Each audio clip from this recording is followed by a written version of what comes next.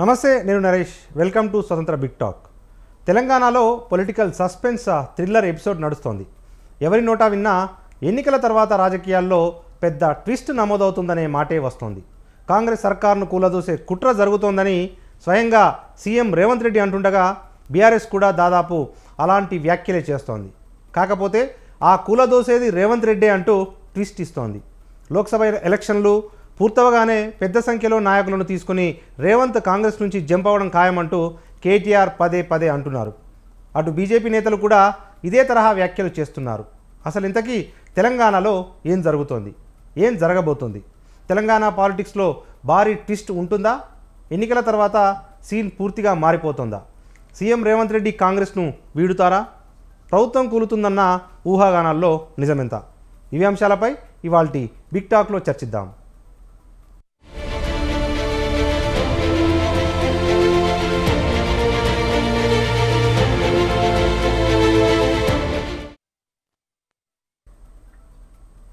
Right, ఇదే అంశంపై మన చర్చను ప్రారంభిద్దాం. మనతో పాటు మన స్టూడియోలో డాక్టర్ చరణ్ కౌశిక్ యాదవ్ గారు ఉన్నారు, టీపీసీసీ ప్రధాన కార్యదర్శి.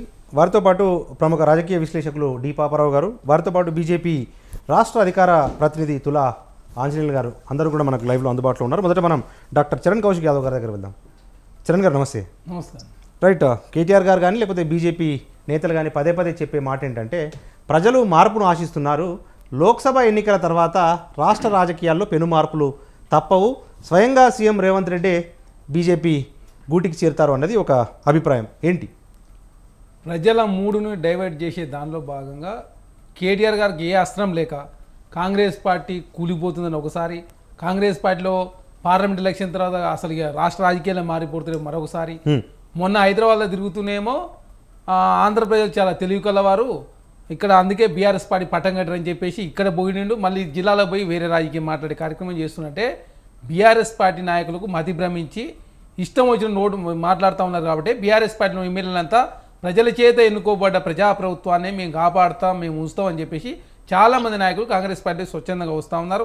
అదేకాదు ఇప్పుడు ఫిరాయింపుల గురించి బీఆర్ఎస్ పార్టీ నాయకులు మాట్లాడుతూ ఉన్నారు. 8 మంది ఎమ్మెల్యేలు గెలిచినప్పుడు కూడా కాంగ్రెస్ పార్టీ నుంచి 12 మంది తీసుకున్నారు. నిజంగానే మీరు 2014లో 63 మంది గెలిచారు కదా, సరే తీసుకురంటే ఒక అర్థం ఉంది. ఇప్పుడు 82సారి 8 మంది సభ్యులు గెలిచినప్పుడు కూడా కాంగ్రెస్ పార్టీ నుంచి 12 మంది, ఇండిపెండెంట్ గెలిచినటువంటి 2, అంటే దాదాపు 14 మంది తీసుకొని ఇప్పుడు ఏదో ఫిరాయింపుల మీద వారికి ఏదో ప్రేమ ఉన్నట్టు, ఫిరాయింపులు అసలు వ్యతిరేకం అని చెప్పే ప్రయత్నం బీఆర్ఎస్ పార్టీ నాయకులు మాట్లాడుతున్నట్టే. ఫిరాయింపుల గురించి మాట్లాడే నైతిక అర్హత భారతీయ జనతా పార్టీ కావచ్చు, బీఆర్ఎస్ పార్టీ లేదు. ఎందుకంటే భారతీయ జనతా పార్టీ కూడా మీరు చూసారు, టీడీపీ సంబంధించిన రాజ్యసభ పక్షాన్ని వారు విలీనం చేసుకున్నారు. 13 ప్రభుత్వాలను కూల్చారు. అదే కాకుండా ప్రభుత్వాలను కూల్చే ముందు ఎమ్మెల్యేలు జీల్చి ప్రభుత్వం ఏర్పడిన తర్వాత రాజీనామా చేసే ప్రయత్నం వారు చేశారు. అక్కడ కూడా వారేమో శుద్ధపూసలు కాదు. అదే కాకుండా బీఆర్ఎస్ పార్టీ నాయకులు ఏకంగా ఇప్పుడు ఏంటంటే వాళ్ళకి ఇష్యూస్ ఏం దొరకలేదు. ఇప్పుడు రేవంత్ రెడ్డి గారు ఉన్నారు, మా కాంగ్రెస్ ప్రభుత్వాన్ని 64 సీట్లు గెలిచినాం మేము. అదే కాకుండా మాకు తెలంగాణ రాష్ట్రంలో పాలించామని చెప్పి అవకాశం ఇచ్చినప్పుడు మేము ప్రజారంజక పాలన అందిస్తా ఉన్నాం. గతంలో టీఆర్ఎస్ ప్రభుత్వం ఉన్నప్పుడు 2 నెలల కాలం పాటు క్యాబినెట్ విస్తరణ కూడా చేసుకోలేదు. మేము అద్భుతమైన ప్రజారంజక పాలన అందిస్తూ క్యాబినెట్ విస్తరణ చేసుకున్నాం.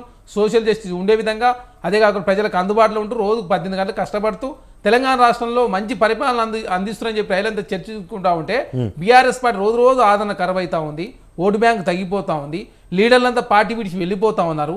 గెలిచినటువంటి ఎమ్మెల్యేలు కూడా ఎవరు ఉండే పరిస్థితి లేదు. కాబట్టి కేటీఆర్ గారు ఇట్లాంటి వ్యాఖ్యలు చేస్తున్నట్టు మేము భావిస్తూ ఉన్నాం.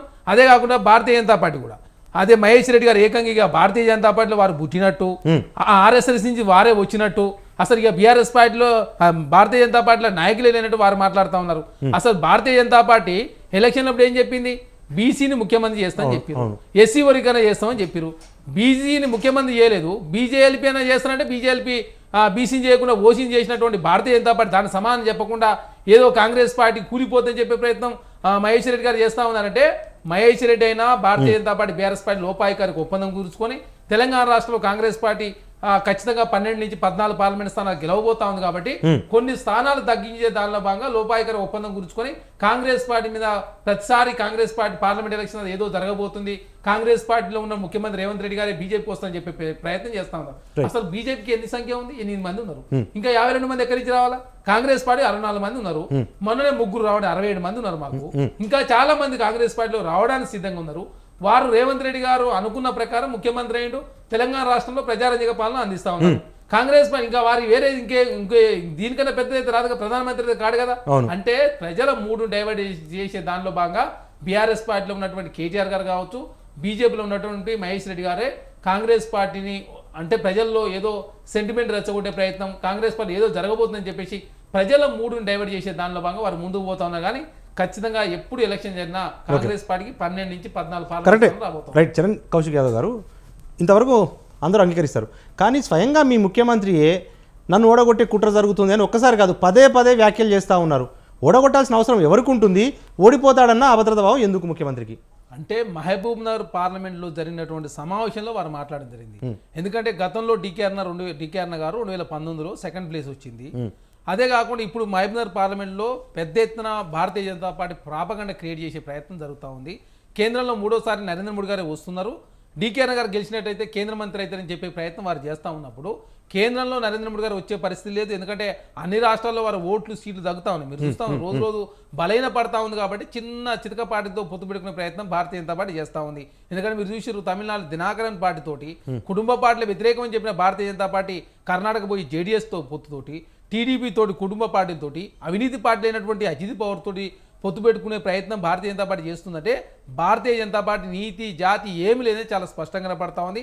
భారతీయ జనతా పార్టీ అంటే బీజేపీ అంటే భారతీయ జూమ్లా పార్టీగా తయారైంది. ఎందుకంటే వారు చెప్పేదానికి చేసేదానికి తేడా లేదు, చాలా స్పష్టంగా కనపడతాం. కాబట్టి మహబూబ్నగర్ ప్రజలు ఎవరు కూడా మోసపోదు. డీకేఆర్ గారు జాతీయ ఉపాధ్యక్షురాలుగా ఉండి మహబూబ్నగర్ కనీసం నవోదయ స్కూల్ కూడా తీసుకురాలేదు. కిషన్ రెడ్డి గారు కూడా సికింద్రాబాద్కు ఎంపీగా ఉన్నారు. వారు కేంద్ర మంత్రి ఉండి తెలంగాణకు ఒక ఏం తీసుకురాకుండా తెలంగాణ రాష్ట్ర ప్రజలు మోసం చేసే ప్రయత్నం వారు చేస్తా ఉన్నారు. కాబట్టి వారి మోసం మాటలు నమ్మొద్దు. నన్ను మహబూబ్నగర్ పార్లమెంట్లో కాంగ్రెస్ పార్టీ గెలవనట్లయితే నాకు అపవాద ముడిపడుతుంది. ఎందుకంటే మహబూబ్నగర్ పాలమూరు బిడ్డ ముఖ్యమంత్రి అయింది కాబట్టి అట్లాంటి ముఖ్యమంత్రి అయినట్టు పార్లమెంట్ గెలవలేదని చెప్పేసి నా మీద అపవాదం వస్తుంది, అది మంచిది కాదని చెప్పే దానిలో భాగంగా రేవంత్ రెడ్డి గారు అట్లాంటి వ్యాఖ్యలు చేసింది తప్ప ఏదో తెలంగాణ రాష్ట్రంలో ఇప్పుడు ఏమి మునిగిపోయలేదు. ఖచ్చితంగా కాంగ్రెస్ పార్టీ బలంగా తెలంగాణ రాష్ట్రంలో సౌత్ ఇండియాలో అన్ని రాష్ట్రాలు చర్చించుకునే విధంగా తెలంగాణ రాష్ట్రంలో కాంగ్రెస్ పార్టీ 14 పార్లమెంట్ స్థానాలు గెలవబోతా ఉంది. ఇండియా కూటమి స్వతహాగా 310 స్థానాలు వస్తూ ఉన్నాయి. అదే కాక కాంగ్రెస్ పార్టీ ఒంటరి 150 స్థానాలు గెలిచే అవకాశం చాలా స్పష్టంగా కనపడతా ఉంది. రోజు రోజుకు భారతీయ జనతా పార్టీ బలహీన పడతా ఉంది నార్త్ ఇండియాలో. సౌత్ ఇండియాలో ఏంటంటే ఇంతవరకు భారతీయ జనతా పార్టీ లేదు కాబట్టి ఏదో కొంతమంది నాయకులు దీన్ని ప్రాపగండ చేసే ప్రయత్నంలో భాగంగా ముందుకు పోతా ఉన్నారు. కానీ తెలంగాణ రాష్ట్రంలో కావచ్చు, సౌత్ ఇండియాలో కావచ్చు, భారతీయ జనతా పార్టీ ఎట్టి పరిస్థితుల్లో అనుకున్న స్థానాలు రావు. ఖచ్చితంగా తెలంగాణ రాష్ట్రంలో కాంగ్రెస్ పార్టీ మెజారిటీ స్థానాలు. రైట్. మనతో పాటు ప్రముఖ రాజకీయ విశ్లేషకులు డి పాపారావు గారు ఉన్నారు. పాపారావు గారు నమస్తే అండి. పాపారావు గారు సార్, నా వాయిస్ వినిపిస్తుందా సార్? చెప్పండి. రైట్. తెలంగాణలో పార్లమెంట్ ఎన్నికల వేళ అన్ని పార్టీలు ఒక మైండ్ గేమ్కు తెరదీసినట్టుగా కనిపిస్తూ ఉంది. అందులో భాగంగా బీఆర్ఎస్ బీజేపీ ఒకటే అనే ఒక వాదనను కాంగ్రెస్ పార్టీ తెర మీద తీసుకొస్తుంటే ఈ ఎన్నికల తర్వాత కాంగ్రెస్ ముఖ్యమంత్రిగా రేవంత్ రెడ్డి ఉండడు, ఆయనే స్వయంగా బీజేపీతో చేతులు కలుపుతారు అని చెప్పి విపక్షాలు ఆరోపణలు చేస్తూ ఉన్నాయి. మొత్తం ఈ ఆర్గ్యుమెంట్స్ని చూస్తే ఏమనిపిస్తుంది సార్? అంటే ముఖ్యమంత్రి రేవంత్ రెడ్డి స్వయంగా బీజేపీతో చేతులు కలుపుతాడనే దానికి ఒకటి ఆయనకాయనే ఇన్సెక్యూర్ గా నా ప్రభుత్వాన్ని కూలగొట్టబోతున్నారనే మాటలు మాట్లాడటం ఒక పక్క, రెండో పక్కన బీజేపీ నుంచి ధర్మపురి అరవింద్ లాంటి వాళ్ళు, ఆయన నా సోదరుడు లాంటి వాడు, ఆయన వస్తే ఆహ్వానిస్తాం లాంటి మాటలు, ఇవన్నీ కొంత అన్ని వైపులా అన్ని రకాల ఇది ఉంది. దీనికి ముందుగా ఏంటంటే అసెంబ్లీ ఎన్నికలకు ముందు నుంచి కూడా ఉన్న వాతావరణం, కాంగ్రెస్ లో భట్టి గారు సీఎం అవుతారా లేకపోతే రేవంత్ సీఎం అవుతారా అనేది ఒకటి చర్చ చాలా పెద్ద ఎత్తున నడిచింది ఆ రోజు. అంటే రేవంత్ బయట నుంచి వచ్చి పార్టీలో ప్రాధాన్యత పొందినవాడు, ముందు నుంచి ఉన్నటువంటి వాళ్ళకి ప్రాధాన్యత వస్తా కాంగ్రెస్ పార్టీలో, లేకపోతే రేవంత్కి ప్రాధాన్యత వస్తా అనే చర్చ నడిచింది. సరే, ఆ చర్చ అంతా అయిపోయిన తర్వాత రేవంత్ వాళ్లే ముఖ్యమంత్రిగా హైకమాండ్ ఎన్నుకుంది. తర్వాత కాలంలో కూడా నిరంతరంగా నడుస్తున్న చర్చ ఇది. ఈ రోజు కొత్తగా రేవంత్ రెడ్డి ఆయన ఇన్సెక్యూరిటీస్ ఆయన చెప్పిన తర్వాత, లేకపోతే కొడంగల్కి సంబంధించి కూడా కొడంగల్లో కూడా నన్ను బలహీనపరిచే ప్రయత్నం జరుగుతుందని చాలా విషయాలు ఈ మధ్య ఆయన హైరాణ పడుతున్నట్టుగా చెబుతున్నారు. దాంతోపాటు ఓవరాల్ వాతావరణంలో మీకు ఏదో జరుగుతుందనేది ఒకటి జనాల దాకా కూడా ఉంది. అయితే జనాలు అవన్నీ పట్టించుకునే స్థితిలో లేరు. ప్రస్తుతం ఏంటంటే జనాలది కాంగ్రెస్ పార్టీ విషయంలో జనాలకు ఉన్నటువంటి ఇది ఏంటంటే పథకాల అమలు గురించి ఎవరెక్కడికి పోయినా కానీ మాట్లాడుతుంది ఏంటంటే పథకాలు సరిగ్గా అమలు జరగటం లేదనే విషయంలో 6 గ్యారంటీలు అవి జరగట్లేదు, రైతు భరోసా టైంకి రాలేదు, అలాగే రుణమాఫీ ఈరోజు పెద్ద చర్చనీయాంశంగా ఆగస్టు 15వ తారీఖు వాయిదా పట్టడం, చాలా పెద్ద ఎత్తున ఒక రకమైనటువంటి చర్చ అయితే సమాజంలో జరుగుతుంది. మన చుట్టూ బయటికి పోయినప్పుడు కూడా నాతో మాట్లాడే వాళ్ళు కూడా మాట్లాడినప్పుడు మామూలు జనం, బయట మనకి పరిచయం కాని జనం కూడా మాట్లాడుతున్న సందర్భాల్లో ఈ విషయాల్లో వాళ్ళకు ఉన్నటువంటి అసంతృప్తిని, ఆందోళనని, పథకాలు, వాళ్ళ పరిస్థితి బాగాలేదనేది మాత్రం ఒకటి వాళ్ళు ఫీల్ అవుతున్నారు. సరే, ఈ నేపథ్యంలోనే పార్లమెంట్ ఎన్నికల్లో కూడా ఎంతవరకు నెట్టుకు రాగలమనే సందేహాలు, పార్లమెంట్ ఎన్నికల్లో నెట్టుకు రాలేకపోతే గనక పార్టీలో తమ స్థానం ఏమవుతుందనే భయాలు కూడా కాంగ్రెస్ లో ఉండొచ్చు పెద్దవాళ్ళకి.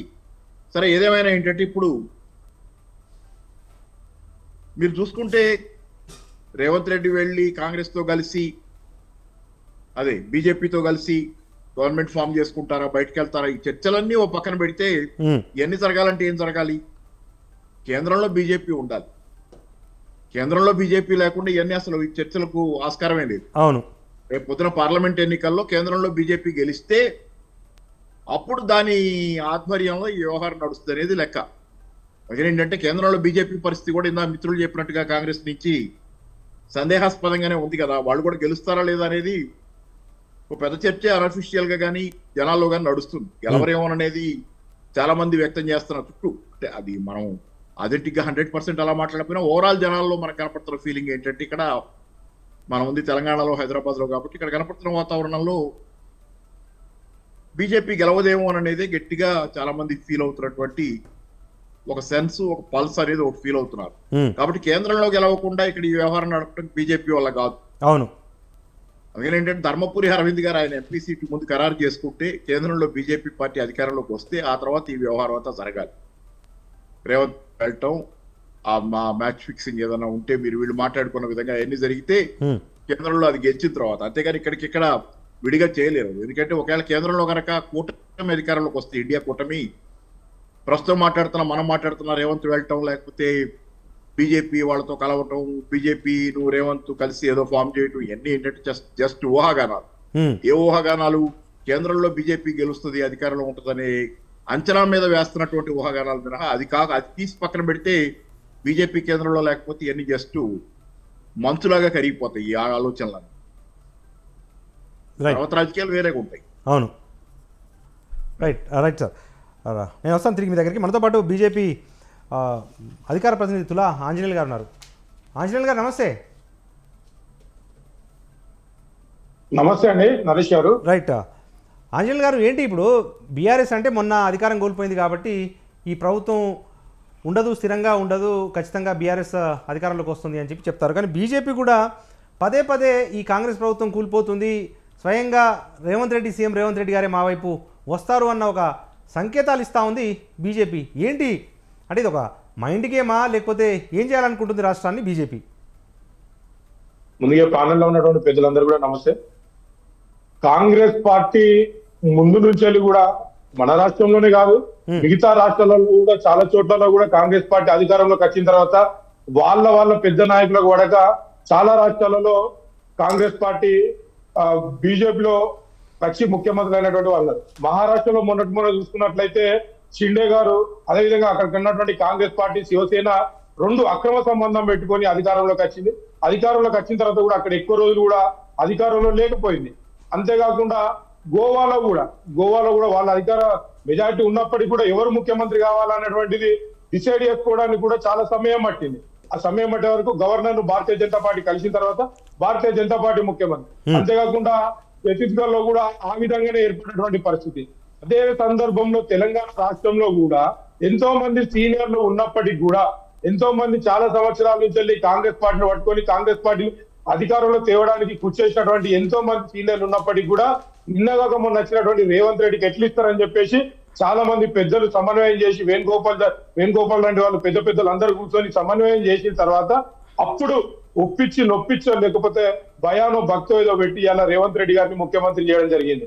అయితే రేవంత్ రెడ్డి గారిని ముఖ్యమంత్రి చేసిన తర్వాత కూడా కాంగ్రెస్ పార్టీలో ఉన్నటువంటి నాయకులలో ఇప్పటి వరకు సమన్వయం లేక, ఏదైతే రేవంత్ రెడ్డి గారు ముఖ్యమంత్రి అయిన తర్వాత ఈ రాష్ట్రం అప్పుల పాల్లో ఉంది, రాష్ట్రంలో బడ్జెట్ లేదు అనేటువంటి విషయాన్ని తెలుసుకొని ఇవాళ నాకు అత్యవసరంగా మా రాష్ట్రానికి నిధులు కావాలని చెప్పేసి ఇలా రేవంత్ రెడ్డి గారు వెళ్తే రేవంత్ రెడ్డి గారిని నమ్మక రేవంత్ రెడ్డి గారితో, ఎందుకంటే చాలా రాష్ట్రాల్లో చూసినాం ప్రధానమంత్రి కావాలంటే అక్కడ ఒక రాష్ట్ర మంత్రి ముఖ్యమంత్రి ఒకరే వెళ్తాడు, పక్కనటువంటి జగన్ కావచ్చు లేకపోతే మమతా బెనర్జీ కావచ్చు, ఇలాంటి వాళ్ళు ఎవరున్నా కూడా చాలా మంది ఒక్కరే వెళ్ళి ముఖ్యమంత్రి ఒక్కరే వెళ్ళి స్వయంగా కలిసి ప్రధానమంత్రితోనో లేకపోతే దేశ ముఖ్యమంత్రులను కలవడానికి ప్రయత్నం చేసుకుంటారు. కానీ ఇక్కడ ఉన్నటువంటి పరిస్థితులను చూసుకుంటే ఎందుకు ముఖ్యమంత్రి రేవంత్ రెడ్డి గారితో పాటు బట్టి విక్రమార్క గారిని ఒకసారి, అదే విధంగా శ్రీధర్ బాబు గారిని తోడు ఎందుకు పంపించాల్సినటువంటి పరిస్థితి ఏర్పడ్డది అంటే, కాంగ్రెస్ పార్టీలో గల్లీ నుంచి మొదలుకుంటే ఢిల్లీ వరకు ఉన్నటువంటి కాంగ్రెస్ పార్టీ నాయకుల్లో ఈ రేవంత్ రెడ్డి గారు ఒకప్పుడు బేబీలో పనిచేసిండు, ఆర్ఎస్ఎస్ తో సంబంధాలు ఎప్పుడు వెళ్తాడో అని చెప్పి తెలియక భయభ్రాంతులకు గురైతూ వాళ్ళకు వాళ్ళే, వీళ్ళు బయట వాళ్ళు ఎవరో కూడా అనాల్సిన అవసరం లేదు. ఇలా మహబూబ్ నగర్ జరిగినటువంటి బహిరంగ సభలో స్వయంగా రేవంత్ రెడ్డి అన్నాడు, నా మీద కుట్ర జరుగుతా ఉన్నాయి, కుట్ర చేస్తా ఉన్నారు. ఇదే రేవంత్ రెడ్డి గారి మీద పిసిసిగా ఉన్నప్పుడు బీఆర్ఎస్ పార్టీ 20 మంది పెట్టి పర్సనల్ ఫోన్ ట్యాపింగ్ల ద్వారా చేసినప్పుడు భయపడినటువంటి రేవంత్ రెడ్డి నా మీద కుట్ర జరుగుతున్నాయని చెప్పినటువంటి రేవంత్ రెడ్డి గారు ఇవాళ ఎందుకు ఇలా ప్రశ్నించే, ఇవాళ నాకు కుట్ర జరుగుతున్నాయని చెప్పి చెప్పాల్సినటువంటి అవసరం వచ్చిందని చెప్పేసి ఇలా చెప్పారు. ఇది ఎవరు పుట్టించింది కదా, వాళ్ళలో ఉన్నటువంటిది. పార్లమెంట్ ఎలక్షన్ జరిగిన తర్వాత చాలా మార్పులు వస్తాయి. ఇలా మాట్లాడుతూ ఉన్నారు మేధావులు, ఇవాళ మేధావులు అని చెప్పి ఇవాళ ప్రజల్లో గ్రామాలలో ఏ గ్రామ నలుమూలల ముసలమ్మను కట్టినా కూడా ఇలా నరేంద్ర మోడీ గారికి ఓటేస్తాం, నరేంద్ర మోడీ గారిని గెలిపిస్తాం, గల్లీలో ఏ పార్టీ ఉన్నా మాకు సంబంధం లేదు కానీ ఢిల్లీలో బీజేపీని కూర్చోబెట్టాలని చెప్పేసి ప్రతి వ్యక్తి అంటున్నటువంటి పరిస్థితి. ఎందుకంటే మేధావులు ఇలా బుక్కులు చదువుకునేంత మాత్రమే తెలియదు, బయటికి పబ్లిక్ లోకి వచ్చి పబ్లిక్ తో అటాచ్మెంట్ అయినప్పుడు పబ్లిక్ ఏం మాట్లాడుతున్నారు అన్నటువంటి విషయాలు తెలుస్తాయి. కాబట్టి పబ్లిక్ తోని రిలేషన్షిప్ ఉంటే బాగుంటుందని చెప్పి ఆశిస్తా ఉన్నాం. అదే విధంగా పెద్దలు మాట్లాడుతూ, కాంగ్రెస్ నాయకులు మాట్లాడుతూ ఇలా బీజేపీ బీసీని ముఖ్యమంత్రిని చేస్తా అన్నది, బీసీని ముఖ్యమంత్రిని చేయకుండా ఒక ఓసీని మహేశ్వర్ రెడ్డి గారిని ఇలా చేసిరని చెప్పి మాట్లాడుతా ఉన్నారు. ఇలా మహేశ్వర్ రెడ్డి గారు ఇప్పుడు గెలిచినటువంటి ఎమ్మెల్యేలలో కొద్దిగా ఏదైతే గతంలో ఎమ్మెల్యేగా పనిచేసినట్టు అనుభవం ఉన్నది, పెద్దవాళ్ళు అని చెప్పి వారికి అవకాశం ఇచ్చినటువంటి పరిస్థితి. ఇలా అదే విధంగా కిషన్ రెడ్డి గారు ఇలా డికేఆర్ నగర్ ఏం తెచ్చారు రాష్ట్రానికి అని చెప్పేసి మాట్లాడుతా ఉన్నారు. ఇవాళ తెలంగాణ రాష్ట్రానికి కేంద్ర ప్రభుత్వం చేసినటువంటి ఎన్నో రకాల సహాయ సహకారాలు ఉన్నాయి కాబట్టి ఇలా ప్రజలు స్వీకరిస్తా ఉన్నారు. ఇలా కాంగ్రెస్ పార్టీ అధికారంలోకి వచ్చి 2 నెలలు దాటిపోతా ఉంది. ఇలా 2 నెలలు దాటుతా ఉంది కదా, రేషన్ కార్డు లబ్ధిదారులకు ఇప్పటి వరకు కేంద్ర ప్రభుత్వం బీజేపీ ఇస్తున్నటువంటి ఏదైతే 5 కిలోల బియ్యమే ఉన్నాయి తప్ప, ప్రతి వ్యక్తికి 5 కిలోల బియ్యమే ఉంది తప్ప, ఇలా కాంగ్రెస్ పార్టీ ఎందుకు నిరుపేద కుటుంబాలకు ఇవాళ ఇప్పటి వరకు ఇస్తా అని చెప్పేసి ఎందుకు ఒక మాట చెప్పలేదు, కనీసం 1 కిలో బియ్యం కూడా పెంచినటువంటి పరిస్థితి. ఇవాళ కాంగ్రెస్ పార్టీలో వాళ్ళకు ఉన్నటువంటి నాయకులకే సమన్వయం లేక ఏం చేయాలో అర్థం కాక వాళ్ళే కందుకొని బయట పడేటువంటి పరిస్థితి ఉన్నాయి తప్ప ఇలా భారతీయ జనతా పార్టీ లేకపోతే ఎవరో చీల్చాల్సినటువంటి అవసరం లేదు. త్వరలోనే పార్లమెంట్ ఎలక్షన్ లో భారతీయ జనతా పార్టీ తెలంగాణ రాష్ట్రంలో 10 సీట్లు ఎంపీ సీట్లు గెలుస్తుంది. అదే సందర్భంలో ఎన్నో రకాల మార్పులు జరగబోతా ఉన్నాయి తెలంగాణ రాష్ట్రంలో. అందుకే భారతీయ జనతా పార్టీ పెద్ద నాయకులు కూడా చెప్తా ఉన్నారు. రైట్ సార్, రైట్, వస్తాను తిరిగి. మనతో పాటు TPC general secretary doctor Charan Kaushik Yadav గారు ఉన్నారు. అంటే ఇప్పుడు కాంగ్రెస్ ప్రభుత్వం ఎవరు కూల్చాల్సిన అవసరం లేదు, 2 కారణాల వల్ల కాంగ్రెస్ ప్రభుత్వం కూలిపోయే ప్రమాదం ఉంటుంది అన్నది అభిప్రాయం. ఒకటి, అంతర్గత కుమ్ములాటలు, ముఖ్యమంత్రి పదవి మీద మోజు. రెండోది వచ్చేసి అమలు కాని హామీలు.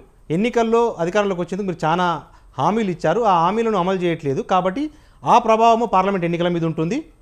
కాంగ్రెస్ పార్టీ అనుకున్న స్థానాలు గెలవలేదు, అంతిమంగా కాంగ్రెస్ పార్టీ ఓటమి పాలే ప్రమాదం ఉంది అని అంటా ఉన్నారు. ఇప్పుడు ఫస్ట్ ప్రధానంగా రేవంత్ రెడ్డి గారు 2017లో కాంగ్రెస్ పార్టీలోకి వచ్చిండు, 2024లో కాంగ్రెస్ పార్టీకి ముఖ్యమంత్రి అయ్యిండు. రేవంత్ రెడ్డి గారు కాంగ్రెస్ పార్టీలోనే వర్కింగ్ మెయిన్ చేసిండు. ఏదో నిన్న వచ్చి రేవంత్ రెడ్డి గారు ముఖ్యమంత్రి అయినట్టుగా భారతీయ జనతా పార్టీ నాయకులు మాట్లాడుతారు. భారతీయ జనతా పార్టీలో బసవరాజు బొమ్మ ఏ పార్టీ నుంచి వచ్చిండు మరి? ఏమన్నా భారతీయ జనతా పార్టీలో పుట్టినా? మహేష్ రెడ్డి ఏమో భారతీయ జనతా పార్టీ పుట్టినా? ఆర్ఎస్ఎస్లో పుట్టినా? అంతే కదా. భారతీయ జనతా పార్టీ చెప్పింది బీసీని ముఖ్యమంత్రి చేస్తాను, బీజేపీని ముఖ్యమంత్రి బీసీని చేయాలి కదా. మీరు మాట ఇచ్చి మాట తప్పిన వాళ్ళు మీరు ఎస్సీ వరకన్నా చేస్తాను ఏం చెప్పారు మరి? ఎస్సీ వరకన్నా చేసిరా? ఏమన్నా తెలంగాణ రాష్ట్రం విభజన హామీలు నెరవేరినాయా? మీరు చెప్పండి. 11th స్టేట్లో ఉన్న విభజన బయ్యారం స్టీల్ కంపెనీ రాలేదు, కాజీపేట రైల్వే కోచ్ ఫ్యాక్టరీ రాలేదు, మొన్న ఏదో గిరిజన యూనివర్సిటీ ఇస్తున్నారని అది ఏమైందో తెలియని పరిస్థితి. పసుబోర్డు కనీసం ఎక్కడ పెడుతురో చెప్పలే, నిధులు ఇవ్వలేదు. మీరు ఇట్లా చెప్పుకుంటే పోతే అదే కాకుండా నవోదయ స్కూల్ కనీసం ఇవ్వలేదు. 156 ఎయిమ్స్లు దేశవ్యాప్తంగా పెడితే తెలంగాణకు ఒక ఎయిమ్స్ రాలేదు. కిషన్ రెడ్డి గారు కేంద్ర మంత్రి నుండి తెలంగాణకి ఏం చేసిండు, అసలు సికింద్రాబాద్కి ఏం చేసిండు, బండి సంజయ్ గారు ఏం చేశారు, అరవింద్ గారు ఏం చేశారు, అసలు భారతీయ జనతా పార్టీ ఎందుకే ఓట్లు వేయాలి అసలు రైతులకు మీరు ఏం చెప్పారు, 60 సంవత్సరాలు నేను ప్రతి రైతుకు పెన్షన్ ఇస్తానని చెప్పారు. అదే కాకుండా గిట్టుబాటు ధర ఇస్తానని చెప్పేసి ఆనాడు యూపీఐలో 2004 నుంచి 2014 వరకు 8-9% మాత్రం పెంచితే మీరు వచ్చిన తర్వాత 5% మాత్రం పెంచారు. పెట్టుబడిదారులకు 15 లక్షల కోట్ల రుణమాఫీ చేసింది మీరు. అదే కాకుండా కార్పొరేట్ ట్యాక్స్ 10% తక్కువ చేయడం తోటి 1,86,000 కోట్ల రూపాయల పెట్టుబడిదారులకు మీరు లాభం చేశారు. రైతులకు ఏం చేశారు, నిరుద్యోగులకు ఏం చేశారు? మీరు వచ్చిన తర్వాత ఈ దేశంలో ఉన్న నిరుద్యోగం తగ్గిందా, రూపాయి పతనంగా కాపాడిరా ఏమన్నా, లేకపోతే జీడిపి ఏమైనా పెంచిరా, లేకపోతే ఎగుమతులు పెంచిరా, దిగుమతులు ఏమైనా తగ్గించుకురా మీరేమన్నా? భారతీయ జనతా పార్టీలో ఏమన్నా ఎంతసేపు రామ మందిరం పేరు ఓట్లు అడిగే ప్రయత్నం చేస్తూ ఉన్నారు. కానీ మొన్ననే చాలా స్పష్టంగా దేశంలో ప్రజలంతా కూడా గుర్తించారు, రామ మందిరం పేరు మీద 8% మంది మాత్రమే రామ మందిరం పేరు ఓట్లు వేస్తామని చెప్పినట్టునే దేశంలో భారతీయ జనతా పార్టీకి భయం వేస్తుంది. కాబట్టి అన్ని పార్టీలతో పొత్తు పెట్టుకుంటా ఉన్నారు. 37 పార్టీలతో పొత్తు పెట్టుకునే ప్రయత్నం ఎందుకు జరుగుతూ ఉంది? 14 మంది ప్రధానులు 63 లక్షల కోట్లు అప్పు చేస్తే నరేంద్ర మోడీ గారు ప్రధానమంత్రి అయిన 160 లక్షల కోట్లు అప్పు చేసిన మాట వాస్తవం కదా. ఈ దేశంలో ఈనాడు దేశంలో బీపెగుమతులు భారతదేశం 2వ స్థానం ఎందుకు ఉంది మరి? మీది సనాతన ధర్మం, హిందూ ధర్మం, భారతీయ జనతా పార్టీ చెప్తారు కదా. ఆస్ట్రేలియా తర్వాత ఇండియా నెంబర్ 2 ఎట్టుంటుంది మరి? అంటే మీరు ఎంతసేపు ప్రజలు మభ్యపెట్టే ప్రయత్నం మీరు చేసి 2014లో ఆనాడు ప్రధానంగా 2G స్పెక్ట్రమ్ 2G బూచే చూపించి ఒకసారి అధికారంలోకి వచ్చారు. రెండోసారి పుల్వామా, బాలకోట్, పాకిస్తాన్ బూచే చూపించారు. ఈసారి మూడోసారి ఏది బూచే చూపించినా ప్రజలు నమ్మతలేరు. ఎందుకంటే ఆనాడు పాకిస్తాన్నో లేకపోతే చైనానో వేరే దేశాన్ని చూపించే ప్రయత్నం జరిగితే ప్రజలు ఎవరు విశ్వాసం తీసుకోలేదు. కాబట్టి ఇప్పుడు శ్రీలంక మీదకి లేదు సౌత్ ఇండియాలో సీట్లు పెరుగుతాయని, నార్త్ ఇండియాలో సీట్లు తగ్గుతున్నప్పుడు సౌత్ ఇండియాలో సీట్లు అనేది పెడితే భారతీయ జనతా పార్టీ ప్రాబల్యమే లేదు. అదే కాకుండా తెలంగాణ రాష్ట్ర కాంగ్రెస్ పార్టీ అధికారంలోకి వచ్చిన తర్వాత మీరు చూస్తూ ఉన్నారు, ఒక్క వ్యక్తి అయినా కాంగ్రెస్ పార్టీలో తిట్టుకున్నారా? మీరు చూసిన ఎంత ఐక్యంగా ముందుకు పోతా ఉన్నారు. ప్రజాస్వామ్యం ఇట్టుంటుందని చెప్పి ప్రజలంతా చర్చించుకుంటా ఉంటే మా మంత్రులకు ఎంత స్వేచ్ఛ ఉందండి? అవును, మీలాగే ఉన్నా. ఇప్పుడు గతంలో ఫేస్ టైంలు వాట్సాప్ మాట్లాడుకునేవారు తెలంగాణ రాష్ట్రంలో. కాంగ్రెస్ ప్రభుత్వం వచ్చిన తర్వాత వాట్సాప్లు అదేవిధంగా ఫేస్ టైంలు అన్ని బంద్ అయిపోయినాయి. అదే కాకుండా మీరు చూస్తాం ఏసీబీ దాడులు 50 మంది ఇప్పటివరకు అధికారులు అరెస్ట్ అయ్యారు. మీరు గతంలో అది ఎప్పుడైనా ఏసీబీ రాడు జరిగినా, లేదు లోకాయుక్త పనిచేసిందా, తర్వాత సమాచార కమిషనర్ పనిచేసిందా, లేకపోతే హెచ్ఆర్సీ పనిచేసిందా, ఇవన్నీ పునరుద్ధరించాలని చెప్పి కాంగ్రెస్ పార్టీ భావిస్తూ ఉంటే కాంగ్రెస్ పార్టీ చూసి ఓరలేక మీరు జాతీయ స్థాయిలో ఇట్లాంటి పరిపాలన అందించారు. మీరు అందులో స్వేచ్ఛ లేదు కదా. మీకు నరేంద్ర మోడీకి వ్యతిరేకంగా ఎవరు మాట్లాడినప్పుడు వారి మీకు ఈడీ సిబిఐ ఇన్కమ్ ట్యాక్స్ పోతుంది. కాబట్టి ఈ దేశంలో ప్రజలు ఎవరు కూడా సంతోషంగా లేరని చాలా స్పష్టంగా పడతా ఉంది. ఆ మధ్యకాలంలో సత్యపాల్ మాలిక్ గతంలో వారు ఆర్ఎస్ఎస్లో పనిచేసిన వ్యక్తి, జమ్మూ కాశ్మీర్ మాజీ గవర్నర్. అట్లాంటి వ్యక్తి ఆనాడు పుల్వామా దాడికి సంబంధించి వాస్తవ విషయాలు వివరిస్తే వారి మీద కూడా సిబిఐ పోయింది. అంటే భారతీయ జనతా పార్టీలో పోకముందు సిబిఐ ఈడీ ఇన్కమ్ ట్యాక్స్ పోతుంది. భారతీయ జనతా పార్టీలో పోయిన తర్వాత వారు పునితులు అయిపోయినట్టు. తెలుగు రాష్ట్రాలకు సంబంధించి సీఎం రమేష్, సుజనా చౌదరి ఏమైంది ఆ కేసు మరి? అదే కాకుండా హేమంత్ బిశ్వాల్ శర్మ కాంగ్రెస్ పార్టీ మంత్రులు ఉన్నప్పుడు వారి మీద సిబిఐ కేసు అయింది, ఏమైంది మరి అది? అదే కాకుండా శుభేందర్ రెడ్డి టీఎంసీ ఉన్నప్పుడు కేసు అయింది, భారతీయ జనతా పార్టీ ఫ్లోర్ కానీ కేసు మాఫ్ అయిపోతా. అంటే భారతీయ జనతా పార్టీ, అదే కాకుండా Ajit Pawar natural corruption party NCP అని చెప్పిన మీరు 75,000 కోట్ల కుంభకోణం చేసి ఉరిదీయాలని చెప్పిన భారతీయ జనతా పార్టీ అట్లాంటి వ్యక్తికి ఆర్థిక శాఖ ఇచ్చారు. బీజేపీ అంటే భారతీయ జూమ్లా పార్టీ, బీజేపీ అంటే భారతీయ జూటా పార్టీ, ఎన్డీ అంటే national development for Adani Ambani, ప్రభుత్వ రంగ సంస్థలను కూడా అప్పనంగా అదానికి అంబానీకి అప్పయ్యే ప్రయత్నం జరుగుతూ ఉంది. ఈ దేశంలో అదానికి 604 స్థానం నుంచి 3వ స్థానం తీసుకుపోయిన వ్యక్తి నరేంద్ర మోడీ గారు. ఈ దేశంలో పేద వర్గాలకు ఏమైనా చేసిందా? ఏట్లా 2 కోట్ల ఉద్యోగాలు ఇస్తానని చెప్పేసి 7 లక్షల ఉద్యోగాలు మాత్రం ఇచ్చినాం. ఆ దేశంలో 20 కోట్ల మంది నిరుద్యోగులు అని చెప్పింది మీరే పార్లమెంట్ సాక్షిగా. ఇప్పటివరకు దేశంలో 25% నిరుద్యోగం పెరుగుతూ ఉంది. మీరు వచ్చిన తర్వాత ఆకాశ సవాలు పెరుగుతూ ఉంది, అధికారులతో ప్రజలు ఇబ్బంది పడతా ఉన్నారు. మీరు వచ్చిన తర్వాత ఈ దేశానికి ఏమన్నా అయిందా? డెవలప్మెంట్ మీద ఎలక్షన్ పోదామని రండి. గుజరాత్కి ఇచ్చినట్టు తెలంగాణకి ఎందుకు నిధులు ఇవ్వరు మీరు? గుజరాత్కి ఇచ్చినట్టు తెలంగాణకి ఏమైనా ఇచ్చిరా? బుల్లెట్ ప్రూఫ్ ట్రైన్ గుజరాత్కి ఇస్తారు, ప్రత్యేక నిధులు గుజరాత్కి ఇస్తారు, కేరళ కూడా ఇచ్చిన నిధులు, కేరళకు మెట్రో రైలు ఇచ్చారు, తమిళనాడుకు మెట్రో రైలు ఇచ్చారు. తెలంగాణకి ఏం చేసింది మీరు? కేంద్రంలో ఉండి నరేంద్ర మోడీ గారు 10 సంవత్సరాల కాలంలో 9 సంవత్సరాల కాలం పాటు తెలంగాణలో డబుల్ ఇంజన్ సర్కారే ఉన్నది. 9 సంవత్సరాల కాలం పాటు బీఆర్ఎస్ పార్టీ భారతీయ జనతా పార్టీ సపోర్ట్ చేసింది. ఆంధ్ర రాష్ట్రంలో జగన్మోహన్ రెడ్డి గారు కావచ్చు, అంతకుముందు టీడీ కూడా డబుల్ ఇంజన్ సర్కార్ జరిగింది. తెలుగు రాష్ట్రాలకు ఏం మేలు జరిగింది చెప్పండి మరి? మీరేమన్నా వెనకబడిన జిల్లాలకు ప్రత్యేక నిధులు ఇచ్చిరా? కిషన్ రెడ్డి, కేంద్ర మంత్రి కిషన్ రెడ్డి నవోదయ స్కూల్ కూడా తీసుకురాలేదు. మేము దీని మీద చర్చ సిద్ధంగా ఉన్నాం. అదేగా ఏమన్నంటే రోడ్లు వేసినామని చెప్తారు. మీరేందో వేసేది ప్రైవేట్ పబ్లిక్ పార్ట్నర్షిప్, మీ వాటా 10% మాత్రమే. అదే కాకుండా తెలంగాణ నుంచి వేరే రాష్ట్రాలు నేషనల్ హైవేస్ అంటే రాష్ట్రం మీద పోయే రోడ్లను కూడా మీరు లెక్కబెట్టి తెలంగాణ రాష్ట్రానికి అంధకారంలో పోవడానికి కారణం మీరు. అదే కాకుండా 6,75,000 కోట్ల రూపాయలు కేసీఆర్ గారు అప్పు చేస్తా ఉంటే నోరు మూసుకొని కూర్చున్నది మీరే. కేసీఆర్ గారు అన్నాడు మీకు అన్ని బిల్లు మద్దతు ఇచ్చింది కాబట్టి ఏది పడుచుకోకుండా తెలంగాణ రాష్ట్రంలో ఒక జాతీయ ప్రాజెక్టుకు ఒక జాతీయ హోదా ఇవ్వకుండా, నవోదయ స్కూల్ ఇవ్వకుండా, ఒక ఎయిమ్స్ ఇవ్వకుండా, అదే కాకుండా విభజనలు ఏది నెరవేర్చుకున్నా కూడా తెలంగాణ రాష్ట్ర ప్రజలు ఎంత పిచ్చోళ్ళు అనుకుంటారా? అరవింద్ గారు ఏం చేశారు తెలంగాణకు మరి? నిజామాబాద్ కనీసం ఏమైనా చేసిండు ఆయన? లేదు బండి సంజయ్ గారు కరీంనగర్ చేసినా బీజేపీ ఏం చేయలేదని ప్రశ్నిస్తుంది కాంగ్రెస్ పార్టీ, అంతవరకు యాక్సెప్టబులే. కానీ కాంగ్రెస్ పార్టీ ఎన్నికల్లో ఇచ్చిన ప్రధానంగా రైతులకు ఇచ్చిన 2 లక్షల రుణమాఫీ విషయంలో కానీ, రైతు భరోసా విషయంలో కానీ, పంట బోనస్ల విషయంలో కానీ మాట తప్పింది, మాట నిలబెట్టుకోలేదనేది విమర్శ. మేము కాంగ్రెస్ పార్టీగా ఎప్పుడు మాట ఇస్తే మాట నిలబెట్టుకుంటామని చాలా స్పష్టం. దేశంలో 1,50,000 కోట్ల రూపాయలు రుణమాఫీ చేసిందే కాంగ్రెస్ పార్టీ. ప్రజలు నమ్ముతా ఉన్నారు. ఆఫ్టర్ పార్లమెంట్ ఎలక్షన్ తర్వాత కాంగ్రెస్ పార్టీ రుణమాఫీ చేయబోతోంది. దానికి ఆల్రెడీ గైడ్లైన్స్ కూడా ప్రిపేర్ అయినాయి. ఏ విధంగా చేస్తే రుణమాఫీ ఆ రాష్ట్ర ఆర్థిక పరిస్థితి కావచ్చు, ఏ విధంగా చేయాలని చెప్పి ఆల్రెడీ ఒక అంచనాకు వచ్చినాం. ఆ బ్యాంకుల నుంచి అండర్టేకింగ్ ప్రభుత్వం తీసుకొని రైతులు విముక్తి చేసి ప్రతి నెల 700 కోట్ల రూపాయలు చెల్లించే విధంగా ఆల్రెడీ ప్లానింగ్ చేసుకున్నాం. అదే కాకుండా రైతులకు సంబంధించి రైతు బంధు పెంచాలనే దాని విషయంలో అదేవిధంగా నిపుణుల కమిటీతో చర్చిస్తా ఉన్నాం. తర్వాత రైతు సంఘాలతో చర్చించి ఎవరికి రైతు బంధు ఇస్తే బాగుంటుంది, రైతు బంధు ఎవరికి ఇవ్వాలా, ఖర్చులు ఏ విధంగా తక్కువ చేసుకుందాం, ఆదాయ మార్గాలు ఏ విధంగా పెంచుకుందాం అని చెప్పి కాంగ్రెస్ పార్టీ ఆలోచన చేస్తా ఉంది. మీరు చూస్తూ ఉన్నారు ప్రజావాణి జరుగుతూ ఉంది. అదే కాకుండా బస్సులలో మహిళలు 30 కోట్ల మంది మహిళలు ప్రయాణం చేశారు. 200 యూనిట్ వరకు ఉచిత కరెంట్ ఇస్తా ఉన్నాం. 10 లక్షలు 5 లక్షల రూపాయల ఆరోగ్యశ్రీ 10 లక్షల రూపాయలు చేసినాం. మేము ప్రజారాజ్యం అదేగా ఇంటర్నేషనల్ స్కూల్ ప్రతి మండలానికి ఉండాలని చెప్పేసి 100 కోట్ల రూపాయలు కేటాయించుకొని ఏకంగా ఓటాన్ బడ్జెట్ లో 56,000 కోట్ల రూపాయల సంక్షేమ కార్యక్రమాలకు బడ్జెట్ కేటాయించుకున్నాడే కాంగ్రెస్ పార్టీ మాట తప్పే పార్టీ లేకపోతే మాట తప్పే ప్రభుత్వమా? రేవంత్ రెడ్డి గారు ముఖ్యమంత్రి అయిన తర్వాత తెలంగాణ మీరు చూస్తా ఉన్నారు, సెక్రటరీకి యథేచ్ఛగా ప్రజలు వస్తా ఉన్నారు. మీడియా మీద ఎలాంటి ఆంక్షలు, పత్రికలలో వార్తల మీద ఎలాంటి ఆంక్షలు. ఖచ్చితంగా తెలంగాణ రాష్ట్రంలో కాంగ్రెస్ ప్రభుత్వం ఇచ్చిన ప్రతి మాట కట్టుబడి ఉంది. ఖచ్చితంగా ఆఫ్టర్ పార్లమెంట్ ఎలక్షన్ తర్వాత రుణమాఫీ ఇవ్వబోతోంది, రైతు బంధు ఇవ్వబోతోంది. ఆఫ్టర్ పార్లమెంట్ ఎలక్షన్ తర్వాత BRS party Bharatiya Janata merge కాబోతోంది. రైట్. మనతో పాటు ప్రముఖ రాజకీయ విశ్లేషకులు పాపారావు గారు ఉన్నారు. పాపారావు గారు, అంటే నిజంగా తెలంగాణలో అధికారంలోకి వచ్చిన కాంగ్రెస్ పార్టీ ఇచ్చిన హామీలు నిలబెట్టుకోలేదు. అదే రకంగా కేంద్ర ప్రభుత్వం కూడా తెలంగాణకి ఏం చేయలేదు, దేశ ప్రజలకు ఉద్యోగ నియామకాల విషయంలో కానీ ఇతరత్ర అంశాల్లో కానీ హామీలు నిలబెట్టుకోలేదు అన్న విమర్శలు ఉన్నాయి. కానీ ఆ వ్యతిరేక ఓటు, ఇటు బీజేపీ కాంగ్రెస్ వ్యతిరేక ఓటు సొమ్ము చేసుకునే స్థితిలో బీఆర్ఎస్ పార్టీ కూడా లేదు కదా. ఏం జరగబోతోంది మరి అటువంటి సమయంలో? అంటే నా ఉద్దేశంలో కాంగ్రెస్ పార్టీ పట్ల కొంత వ్యతిరేకత మొదలైన వ్యతిరేకత అది ఓటు ఒక 7 to 8% అనేది ఈ మధ్య కొన్ని లెక్కలు ఓటు బ్యాంకు తగ్గుద్ది. మన అసెంబ్లీలో వచ్చిన ఓట్ల కంటే కూడా ఒక 7 to 8% కాంగ్రెస్ కి తగ్గుతాయి అనే లెక్కలు చెబుతున్నారు. అయితే దానిలో ఈ ఓట్లు ఎటుపోతాయి అనే దగ్గర బీజేపీకి పోతాయా లేకపోతే కొత్త బీఆర్ఎస్ పోతాయి అనే దగ్గరే సందేహం. ఎందుకంటే ఓవరాల్ గా మనకు కనపడేది ఏంటంటే నాయకులు చాలా పెద్ద ఎత్తున బీఆర్ఎస్ పార్టీని వదిలిపెట్టడం, బీఆర్ఎస్ పార్టీలో ఒక నాయకత్వ సంక్షోభం లాంటిది ఏర్పడినటువంటి వాతావరణం అయితే ఉంది.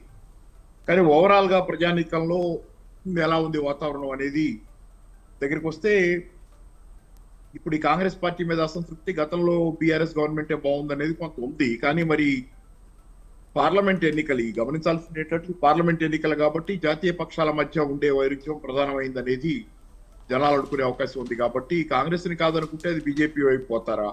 మరి బీజేపీ వైఫల్యాలను కూడా చూస్తున్నారు కాబట్టి ఇప్పుడు మీరు ప్రస్తావించినట్టుగానే ఈ మధ్య కాలంలో 2024 ఎన్నికల నేపథ్యంలో, లోక్సభ ఎన్నికల నేపథ్యంలో సిఎస్డిఎస్ లోక్నీతి చేసిన సర్వే ప్రకారంగా దేశంలో సగానికి మందికి పైగా జనం, తక్కువ సంఖ్య ఊరికే చెప్తున్నారు, సగానికి మందికి పైగా జనం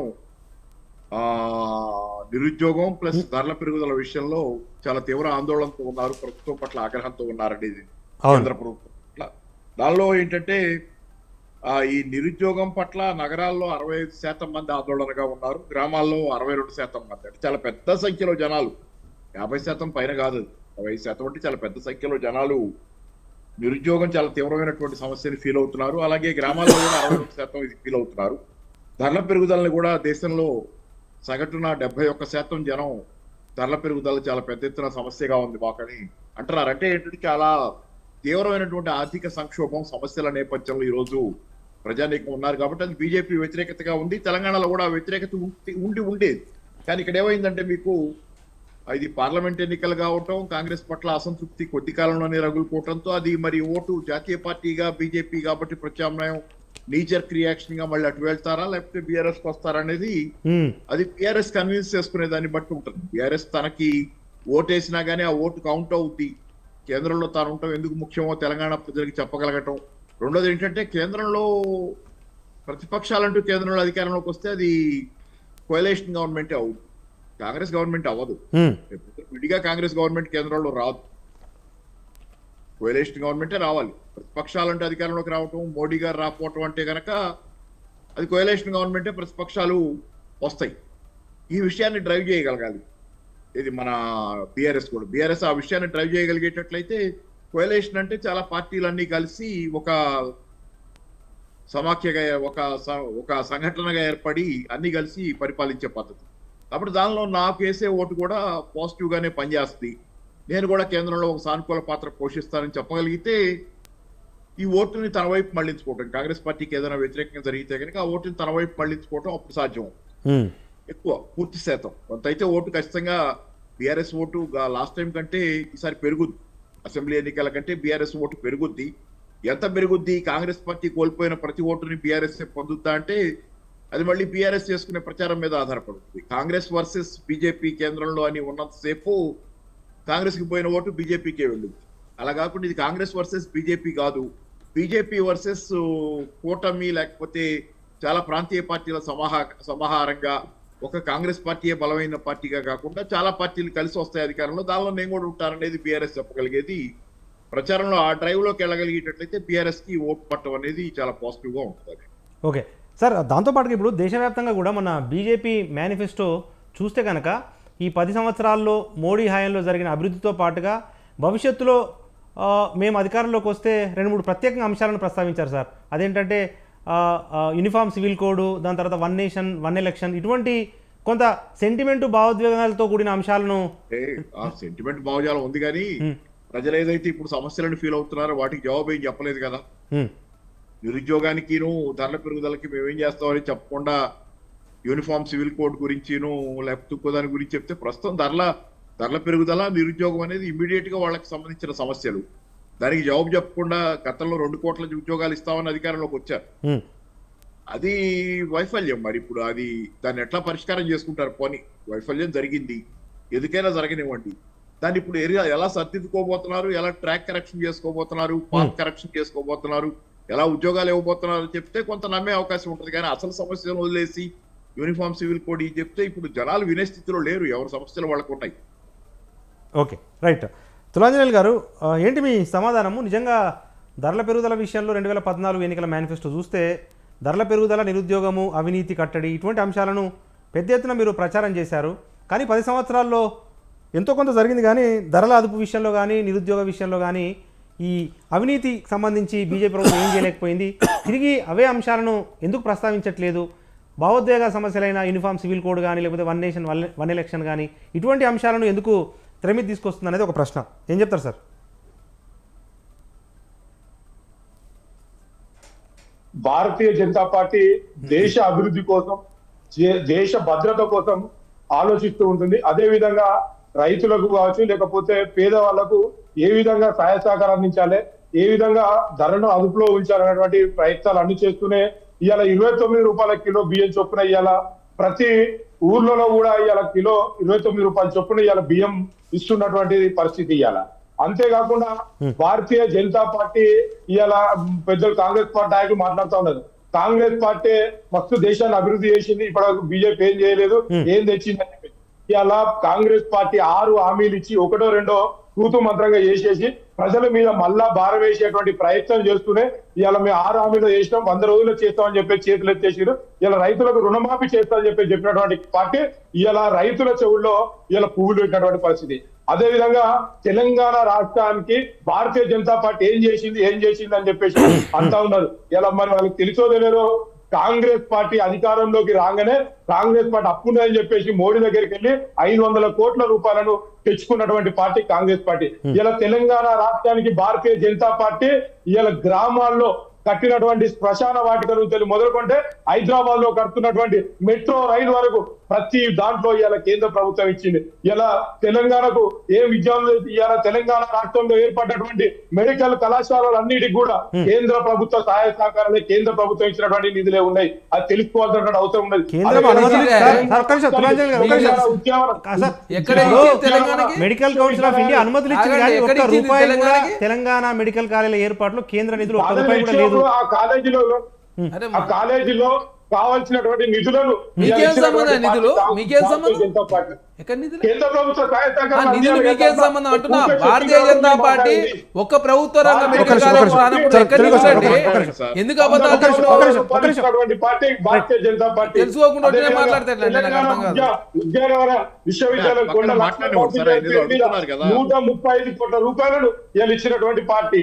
అదే విధంగా ఎరువుల సబ్సిడీల మీద 3,300 కోట్లు ఇవాళ ఇచ్చింది. తెలంగాణకు ఫుడ్ ప్రాసెసింగ్ కింద 53,359 కోట్లు. ఇలా తెలంగాణలో ఉన్నటువంటి యువతకు నైపుణ్యం మీద శిక్షణ ఏర్పాటు చేసి నైపుణ్యం తయారు చేయాలని చెప్పేసి విద్యార్థుల కోసం 179 కోట్లు పిఎం కౌశల్య వికాస్ యోజన కింద ఇచ్చినాం. అదే విధంగా ఎస్సీ ఎస్టీ విద్యార్థుల సాధికారత కోసం 169 గ్రామాల్లో 931 కోట్ల రూపాయలను ఇవాళ భారతీయ జనతా పార్టీ ఇచ్చింది. తెలంగాణ ఉజ్వల యోజన కింద నిరుపేద గ్రామాల్లో ఉన్నటువంటి నిరుపేదలకు 1,795 కోట్ల రూపాయలను ఇచ్చింది. ఇలా తెలంగాణలో ఉన్నటువంటి విద్యారంగ సమస్యలను పరిష్కరించాలని చెప్పేసి, తెలంగాణలో ఉన్నటువంటి విద్యారంగం అభివృద్ధి చేయాలని చెప్పేసి 35,000 కోట్ల రూపాయలను కేంద్ర ప్రభుత్వం ఇప్పటికి ఖర్చు చేసింది. కేంద్రం తెలంగాణ రాష్ట్రానికి వరంగల్లో సైనిక్ స్కూల్ ఇచ్చింది. అదే విధంగా ఐఐటి కింద హైదరాబాద్ లో 2,048 కోట్ల రూపాయలు ఇచ్చింది. కేంద్రంలో ఉన్న రాష్ట్రంలో ఉన్నటువంటి కేంద్ర విశ్వవిద్యాలయాలను అభివృద్ధి చేయడం కోసం 4,508 కోట్ల రూపాయలు ఇచ్చింది. అదే విధంగా ఏదైతే ములుగు జిల్లాలో ఇవాళ సమ్మక్క సారక్క పేరు మీద ఇవాళ గిరిజన యూనివర్సిటీని ఇచ్చింది. ఇవాళ తెలంగాణ రాష్ట్రంలో భారతీయ జనతా పార్టీ స్వచ్ఛ భారత్ కింద కావచ్చు, ఇవాళ డబుల్ బెడ్రూమ్ కావచ్చు, ఇవాళ ఇస్తున్నటువంటి నిరుపేదలకు అంత్యోదయ కార్డు కింద ఇస్తున్నటువంటి నిరుపేదలకు బియ్యం కూడా ఇవాళ కేంద్ర ప్రభుత్వం ఇస్తుంది. రాష్ట్ర ప్రభుత్వము చేతులు ఎత్తేసి తడిబట్టేసుకొని ఇలా అప్పులలో ఉన్నామని చెప్పేసి ప్రజలను మభ్య పెడుతూ ఇలా మోసం చేస్తూ ఇలా కాలయాపన చేసి ఇలా కేంద్ర ప్రభుత్వం యొక్క ఎంపీ ఎలక్షన్లు వచ్చినాయి, ఎలక్షన్లు కోడ్ ఉన్నాయని చెప్పి ఇలా గెద్దాడుతా ఉన్నారు. ఇలా బిర్లా ఏదైతే ముఖేష్ అంబానీ లేకపోతే వీళ్ళంతా కూడా ఇలా భారతీయ జనతా పార్టీ అధికారంలోకి వచ్చినాక లేరు. కాంగ్రెస్ పార్టీ పెంచి పోషించి చెట్టు పెట్టి నీళ్లు పోసి ఇలా పేసిన తర్వాత వాళ్ళు ఏదైతే వ్యాపారాన్ని ఇలా అభివృద్ధి చేస్తున్నారు తప్ప ఇలా కేంద్ర ప్రభుత్వం వాళ్ళకి సహాయ సహకారం అందించడం లేదు. కానీ ఇవాళ మేక్ ఇన్ ఇండియా పేరు మీద ఇవాళ ఈ దేశంలో ఉన్నటువంటి యువత కావచ్చు, పెద్దవాళ్ళు ఇచ్చిన వాళ్ళందరూ కూడా మేక్ ఇన్ ఇండియా అనే తోని ఇవాళ స్వదేశీ వస్తువులను వాడాలని, చైనా వస్తువులను బహిష్కరించాలన్న కారణంగా ఇవాళ మేక్ ఇన్ ఇండియా పేరు మీద వాళ్ళు తయారు చేస్తున్నటువంటి వస్తువులను ఇవాళ ప్రజలందరూ కొని ఇవాళ మన దేశానికి సంపదను చేకూర్చేటువంటి పరిస్థితి చేస్తారు. కానీ కాంగ్రెస్ పార్టీ ఎప్పుడు ఇవాళ విద్వేషాలు రెచ్చగొట్టే విధంగా సిఏఏ ద్వారా ఈ దేశంలో ఉన్నటువంటి వాళ్ళకు సౌకర్యం కల్పిద్దామంటే లేదు, పరాయి దేశం నుంచి వచ్చినటువంటి రోహింగ్లకు కూడా ఇక్కడ పౌర హక్కులు కల్పించాలి, ఇవాళ ఇక్కడనే ఉంచాలి అని చెప్పి చేస్తా ఉన్నారు. ఇన్ని రోజులు ఈ రాష్ట్రంలో ఎక్కడ కూడా అల్లర్లు జరగలే. మొన్న ఒక చార్మినార్ లో హనుమాన్ చాలీస్ పెట్టుకుంటే కాంగ్రెస్ పార్టీ పెంచి పోషిస్తా ఉంది. ఇవాళ ఎంఐఎం తో పాటు తొత్తుగా మారి ఇవాళ కాంగ్రెస్ పార్టీ కేవలం కుల మతాల విద్వేషాలు రెచ్చగొట్టేటువంటి ప్రయత్నం చేస్తోంది. ఇలా భారతదేశంలో అధికారంలోకి నరేంద్ర మోడీ గారు వచ్చిన తర్వాత భారతదేశంలో ఎక్కడ కూడా మత కలహాలు జరగలేదు, ఎక్కడ కూడా బాంబు బ్లాస్టింగ్ జరగలేదు. ఇవాళ బాంబు బ్లాస్టింగ్ జరగడానికి అన్నిటి సహాయ సహకారాలు అందించి ఇవాళ మతం రెచ్చగొట్టేటువంటి పరిస్థితి మొదటి నుంచి కాంగ్రెస్ పార్టీ పుట్టినప్పటి నుంచి ఇప్పటి వరకు కూడా చేసేటువంటి ప్రయత్నం అది. మతం పేరు మీద రాజకీయాలు చేసేటువంటి పార్టీ కాంగ్రెస్ పార్టీ. ఇలాంటి పార్టీని ప్రజలు ఎక్కడ కూడా అధికారంలోకి రావాలని చూస్తున్నారు. అందుకే భారతదేశంలో ఉన్నటువంటి ఇండియా అనే పేరుతోని ఇవాళ మళ్ళీ అధికారంలోకి రావాలని ప్రయత్నం చేస్తున్నారు. కానీ ఇవాళ కుమ్ములాటలోనే ఇలా కాంగ్రెస్ అంజలి గారు, ఇప్పుడు మీరు సెంట్రల్ యూనివర్సిటీస్కి కేంద్రం నిధులు ఇచ్చింది, ఐఐటీలకు కేంద్రం నిధులు ఇచ్చింది, రోడ్లకు ఇచ్చింది, శ్మశాన వాటికలకు ఇచ్చింది అని చెప్తా ఉన్నారు. కానీ ఇప్పుడు గత ప్రభుత్వాలు కూడా ఆ పనులు చేశాయి కదా, అదనంగా బీజేపీకి మీరు హామీలు ఇచ్చారు, అదనంగా ఏం చేశారనేదే ప్రశ్న సార్. అవునండి, ఇప్పుడు తెలంగాణ రాష్ట్రంలో కాంగ్రెస్ పార్టీ ఇన్ని సంవత్సరాల అధికారంలో ఉంది కానీ స్వచ్ఛ భారత్ కింద మరి బాత్రూమ్లు ఎందుకు గట్టియలేకపోయిందని నిరుపేద కుటుంబాలకు ఎక్కడ బాత్రూమ్ సార్ 12,000 రూపాయలు ఇస్తారు సార్ ఒక బాత్రూమ్ కట్టడానికి. 12,000 రూపాయలు ఏ మూలకు సాగుతాయి? 8,000 రూపాయలు ఇవాళ కేంద్ర ప్రభుత్వం ఇచ్చింది స్వచ్ఛ భారత్ కింద. అవును, రాష్ట్ర ప్రభుత్వం 4,000 కలిపియాలి కదా, 12,000తో అవుతుంది కదా bathroom. Right sir, okay, right. పెరిగిన ధరలకు అనుగుణంగా పెంచలేదు అనేది తెలంగాణ రాష్ట్రంలో గన్ని శ్మశాన వాటికలు ఎందుకు? కాంగ్రెస్ పార్టీ ఇన్ని రోజులు అధికారం ఉంది కదా, కనీసం చనిపోతే దహన సంస్కారం శ్మశాన వాటికలు కూడా ఎందుకు ఏర్పాటు చేయలేకపోయిందని ఇన్ని సంవత్సరాలు అధికారం ఉంది, ప్రతి ప్రభుత్వం చేస్తే అని చెప్పారు కదా, ఎందుకు చేయలేకపోయింది? Right, okay, right. Charan Kaushik Yadav గారు, కేంద్రము చాలా నిధులు ఇచ్చింది, శ్మశాన వాటికలు మొదలుకొని హైవేల వరకు కేంద్రం నిధులు ఇచ్చింది.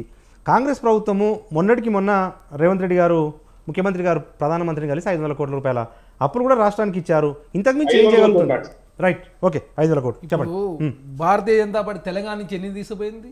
రూపాయి మేము ఇస్తే మాకు 43 పైసలు ఇస్తానికి మీరు ఇంత పెద్ద ఎత్తున కండిషన్లు పెట్టి తెలంగాణకి ఎలాంటి నిధి లేకుండా మోసం చేస్తూ ఇంకా మా పైసలే 67 పైసలు 57 పైసల రూపాయలు మీ దగ్గర ఉన్నాయి. మీరు గుజరాత్కి ఏమో ఇక బీహార్కు స్పెషల్ స్టేటస్ అప్పుడు ఎలక్షన్ సందర్భంగా 70,000 కోట్ల రూపాయలు ఇచ్చారు. మరి మీరు బుల్లెట్ ప్రూఫ్ రైలు ఏమో గుజరాత్ తీసుకుపోతారు. మా విభజన హామీలు ఎందుకు నెరవేర్చలే? మాకు తెలంగాణ రాష్ట్రంలో మా ITR ప్రాజెక్ట్ ఎందుకు తీసుకుపోయారు మీరు? మా తెలంగాణ నుంచి 7 మండలాలు తీసుకుపోయి ఆంధ్ర ఎందుకు కలిపారు? 7 గ్రామాలు కనీసం డంపింగ్ యార్డ్ పెట్టుకుంటే 7 గ్రామాలు ఏంటి కూడా మాకు ఇవ్వకుండా అరే ఆగు సార్ మేము మాట్లాడుతున్నాం సార్. ఇప్పుడు పార్టీల విషయం కాదు కదా ఈ తెలంగాణ, చెప్పండి. ఇప్పుడు మీరు చెప్తా ఉన్నారు మాకు ఇంకా 57 పైసలు మీ నుంచి రావాలా? మీరు గుజరాత్కి ఏమో అడ్డవోదుగా పైసలు తీసుకుపోతారు, కేరళకు సంబంధించినటువంటి ఇస్తారు, అదే కాక అప్పర్ భద్రకు సంబంధించి కర్ణాటకకు మీరు నిధులు ఇచ్చారు, తెలంగాణకు మీరు ఏం చేసారు? ఫస్ట్ ఏదో చెప్తా ఉన్నారు. ఇప్పుడు ఇక తెలంగాణకు అసలట ఏంది మెడికల్ కాలేజ్ అట, అసలు ఒక్క ప్రభుత్వంగా ఎయిమ్స్ ఇచ్చిందా? 156 ఎయిమ్స్ ఇచ్చి జాతీయ స్థాయిలో తెలంగాణ ఒక AIIMS medical colleges, medical college AIIMS అదే ఎయిమ్సే కదా, ఎయిమ్స్ కాదు నార్మల్ మెడికల్ కాలేజ్. అదే మెడికల్ కాలేజ్ 156 ప్రభుత్వ రంగ మెడికల్ కాలేజ్ ఇచ్చి ఒక్కటి కూడా తెలంగాణకి ఇవ్వలేదు. కిషన్ రెడ్డి గారు పార్లమెంట్ పడితే ఒక నవోదయ స్కూల్ చూపించండి వచ్చి భారతీయ జనతా పార్టీ నాయకులు. మీరు ఆ ఓట్లు అడుగుడు కాదు కదా. ఇప్పుడు బీఆర్ఎస్ అడగలేదు కాబట్టి ఇంకోటి మేము వచ్చిన తర్వాత తెలంగాణ మేము వచ్చే నెలైంది 4 నెలలు అవుతా ఉంది. మేము ఇటు 100 చెప్తాం మీరు చూపించినాయి. ఓకే మేము ఎన్ని చేసినాం తెలంగాణ రాష్ట్రం అనేది మేము ఒక్కటి కాదు 100 చూపిస్తాం. తెలంగాణ రాష్ట్రంలో ఇంత ఆర్థిక సంక్షోభాలు ఉన్నా కూడా ఖర్చులు తక్కువ చేసుకొని 12వ రోజు నుంచి RBI మీద ఆధారపడి ఓడీలు తెచ్చుకున్నా కూడా తెలంగాణ రాష్ట్రంలో కాంగ్రెస్ పార్టీ కేంద్ర ప్రభుత్వం 17,000 కేంద్ర ప్రభుత్వం వీళ్ళు ఇచ్చేది FRBM లిమిట్స్ లోపడి మీరు ఏమైనా ఇస్తున్నా? మాకేమన్నా ఏమైనా FRBM లిమిట్స్ దాటిపోయింది ఏమన్నా? మేము అప్పుల విషయంలో FRBM లిమిట్స్ లోపడి 50,000 కోట్ల రూపాయలు తీసుకునే అవకాశం ఉన్నా కూడా మేము 17,000 కోట్ల రూపాయల అప్పులు తీసుకొని 25,000 కోట్ల రూపాయలు సంబంధించిన అప్పులు చెల్లించినాం. మేము తెలంగాణ రాష్ట్రం వచ్చిన తర్వాత 7,000 కోట్ల రూపాయల అప్పులు తీర్పినాం. మేము అదేగా ఖర్చులు తక్కువ చేసుకుంటా ఉన్నాం, ఆదాయ మార్గాలు పెంచుకుంటా ఉన్నాం, 30,000 ఉద్యోగాలు ఇచ్చినాము.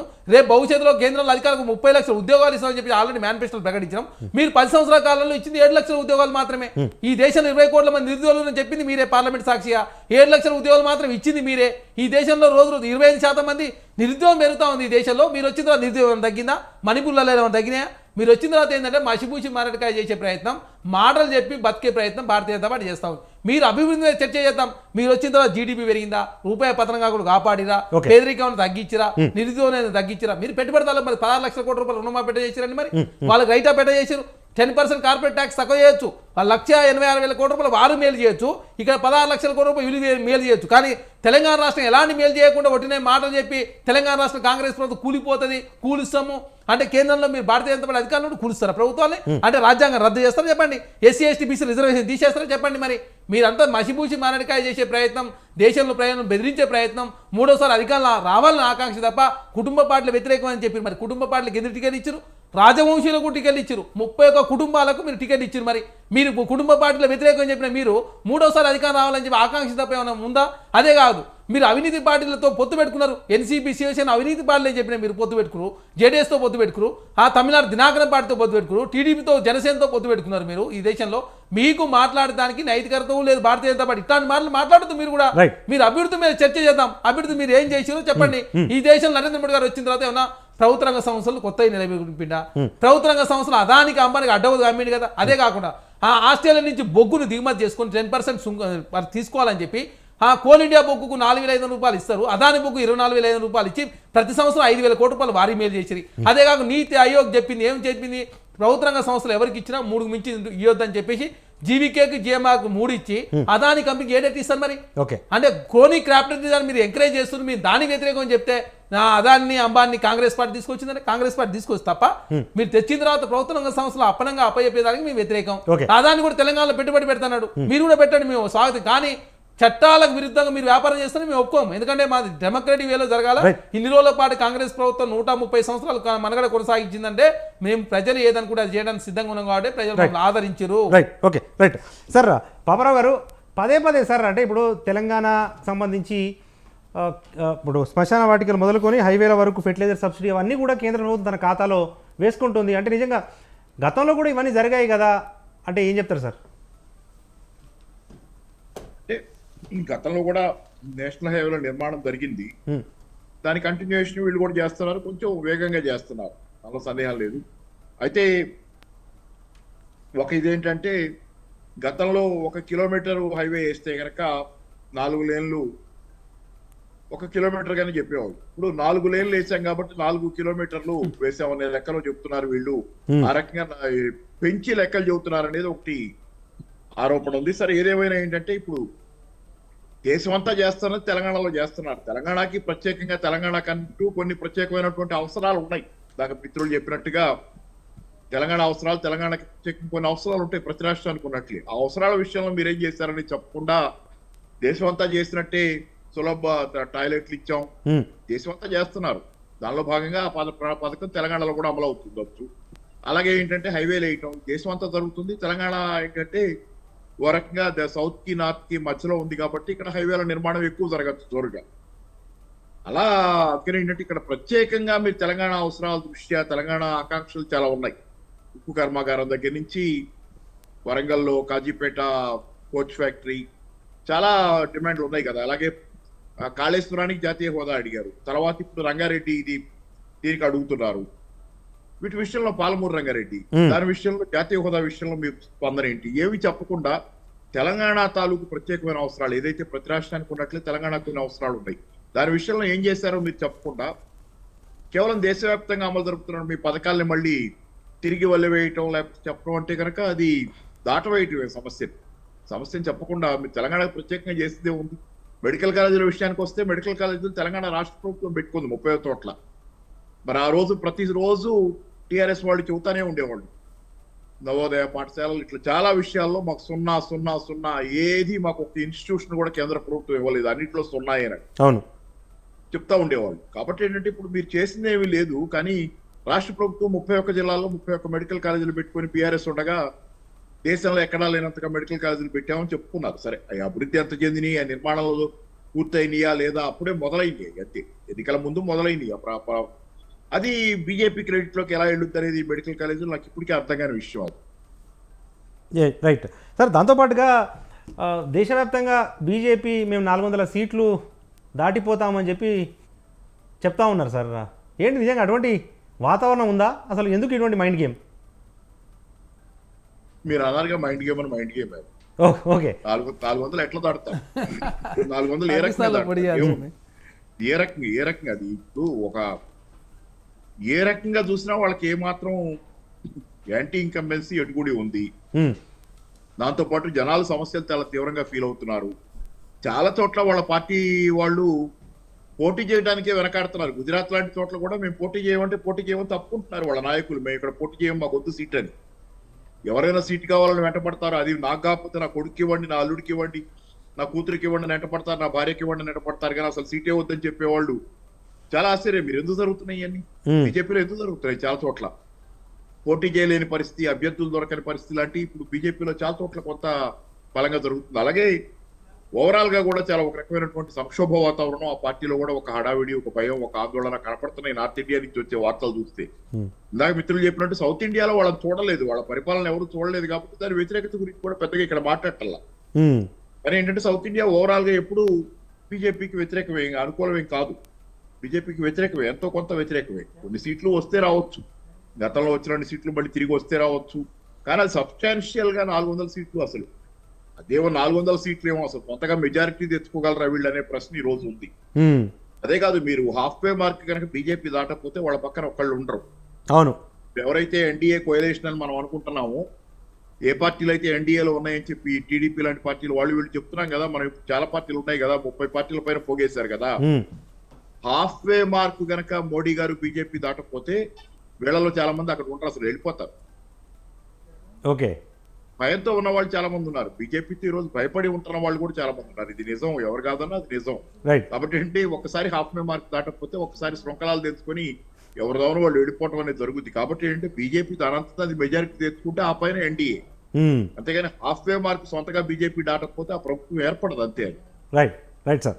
రైట్ తులాంజనేయులు గారు, ఇప్పుడు మీరు మొత్తం తెలంగాణకు ఏ రంగాల్లో కేంద్ర ప్రభుత్వం నుంచి ఎంత లబ్ధి చేకూరింది అనేది డేటా చెప్పారు. కానీ ఉద్యోగ కల్పన విషయంలో ఇవి తెలంగాణకు ఇన్ని ఉద్యోగాలు కల్పించాము, ఇన్ని కంపెనీలు తీసుకురాగలిగాము అన్న లెక్కలు ఎందుకు చెప్పట్లేదు? ధరల నియంత్రణ విషయంలో కూడా ఈ అంశాలకు సంబంధించి ప్రభుత్వం ఇటువంటి చర్యలు తీసుకోవడం వల్ల ఇంత ప్రజలకు భారం తగ్గింది ధరల విషయంలో అన్న అంశాన్ని ఎందుకు లెక్కలు ప్రజల ముందు ఉంచట్లేదు మీరు?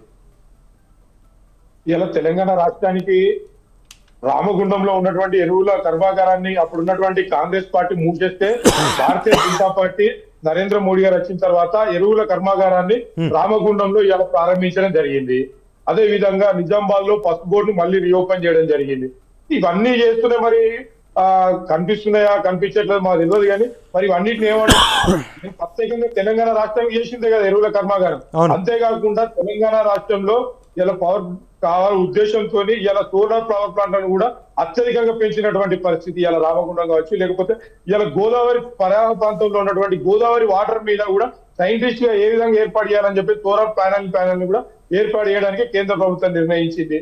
ఈ విధంగా తెలంగాణ రాష్ట్రానికి కేంద్ర ప్రభుత్వము ఎప్పటికప్పుడు ఏదో ఒక విధంగా సహాయ సహకారాలు అందిస్తూ అన్ని విధాల్లో ముందుకు తీసుకెళ్తున్నటువంటి ప్రాంతం. అదే విధంగా ప్రత్యేకమైనటువంటి దృష్టి ఇలా గిరిజన ప్రాంతాల్లో ఉన్నటువంటి మహిళల కోసం ప్రత్యేకంగా ఏర్పాటు చేసినటువంటి పిఎం సాధికారిత కింద విద్యార్థులు అక్కడ ఉన్నటువంటి ఎంతో మంది విద్యార్థులు చదువుకు దూరం అవుతున్నారని చెప్పేసి 169 గ్రామాల్లో ఇలా 930 కోట్ల వరకు వారికి సహాయ సహకారాలు అందించి ముందుకు తీసుకెళ్లినటువంటి పరిస్థితి.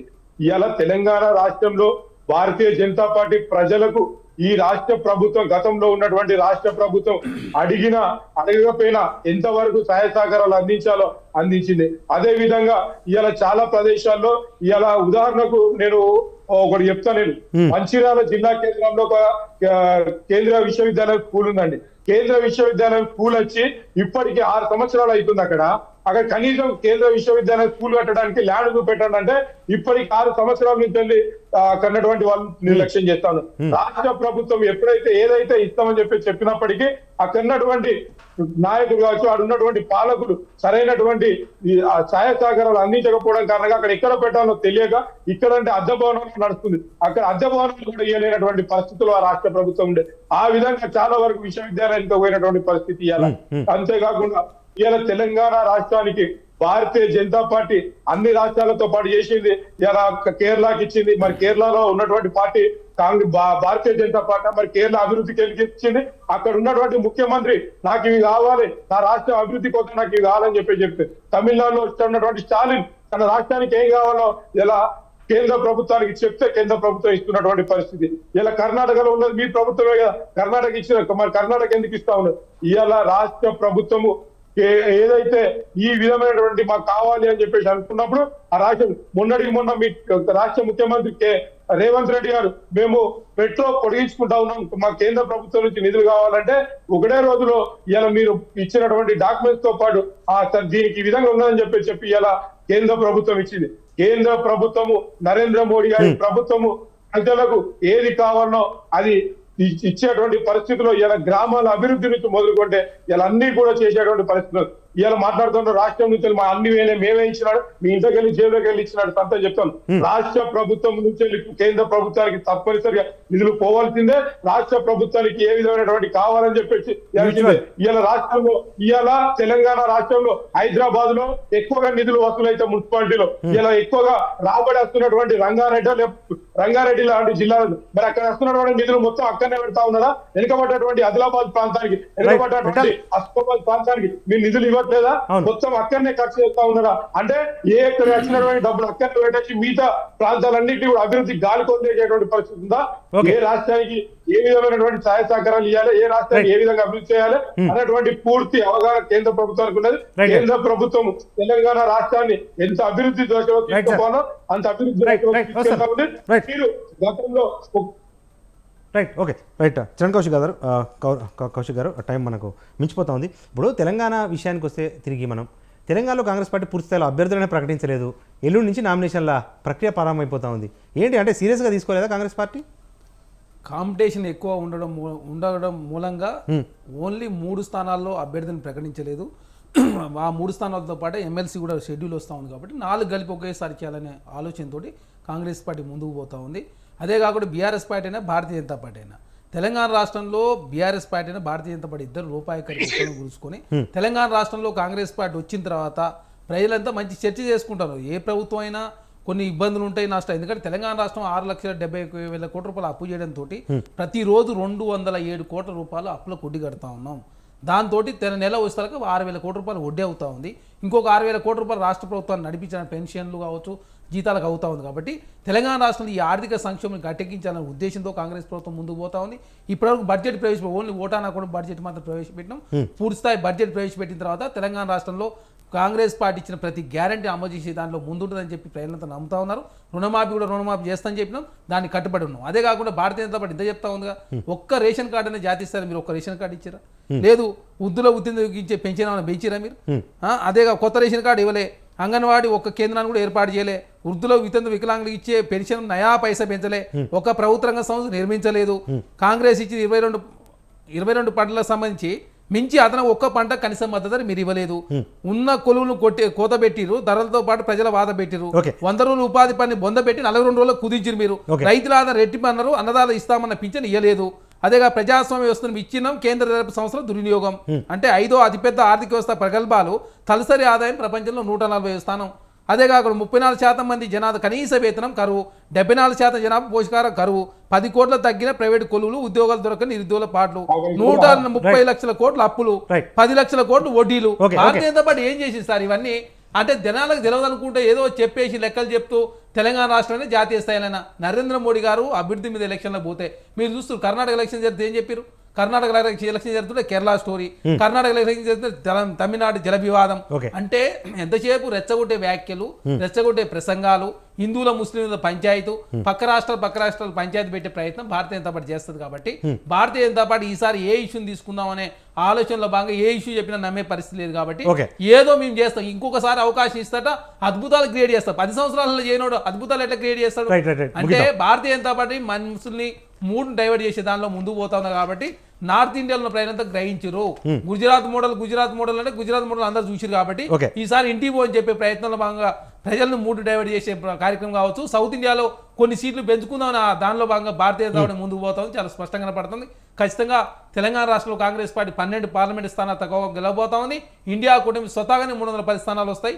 అదే కాకుండా కాంగ్రెస్ పార్టీ 150 పార్లమెంట్ స్థానం గెలవబోతాం. రైట్. Thank you.